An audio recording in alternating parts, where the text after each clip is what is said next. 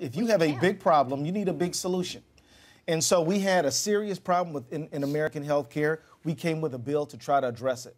Now, there's never been a perfect piece of legislation. You're going to have to go back and work on it.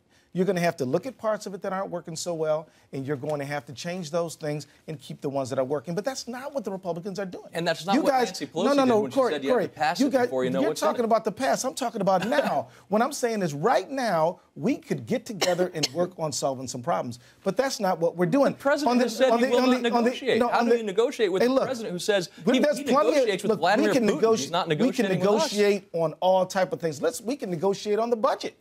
But on the debt ceiling is going to do the very things you guys say you don't want to do, which is create all kinds of uncertainty. You break that debt ceiling, that's going to jack up interest rates. No, Corey, hear me out now. That's going to increase interest rates. That's going to increase the cost of everything. That's going to increase unemployment. You guys talk a lot about uncertainty. You're creating uncertainty. In 2006, the president tried to use the debt limit to enforce his will on Iraq. That's what he tried to do. Now he's saying you can't do that. Don't even think about it. We put meaningful budgetary caps. You know what's going to destroy this economy? You guys have weaponized $17 trillion debt. Okay, well, how about Corey, here's a question for you. Regulations that are draining this economy. Corey, how about that's what's going to break this economy. The deficit has gone from, I think, 2009 to about 1.4 trillion down to about 642 billion. Which means you're still adding to the debt. No, so the deficit is going down. The debt is growing. We are making progress. Every year the debt is growing. Even John Boehner doesn't claim we are in a short-term or even mid-term problem. We have some long-term issues we have to deal with. We should deal with them. But the fact is, you guys won't even give the president credit for reducing the deficit. I think that most Americans want this law to proceed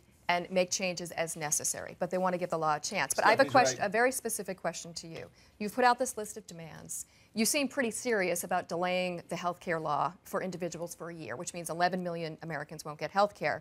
Is that your bright line? Are you going to let the government default if you don't get that? Well, the only people who've been talking about default are people like Harry Reid, people like President Obama, who are refusing Your to party negotiate. Has been talking about default. We are simply saying that if we have a debt ceiling, then let's take that opportunity to do something like we have done in the past. So you won't default. If you don't get these things, Obama you will not let the government default. Nobody's talking about defaulting. Nobody's talking about shutting the government down. But, Corey, what if we don't accede to your demands? Then what happens?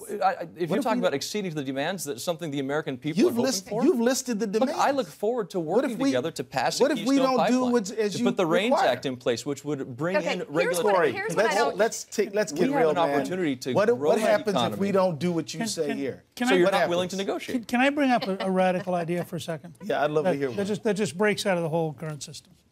Harry Reid could announce tomorrow morning that the Senate will pass the Keystone Pipeline, and the Senate will pass the repeal of the tax on devices.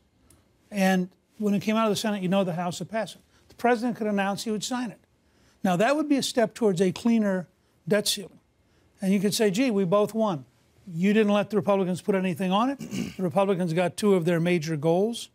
There are lots of ways to do this if people talk to each other. There's no way to do it if everybody engages in press conferences and partisan speeches.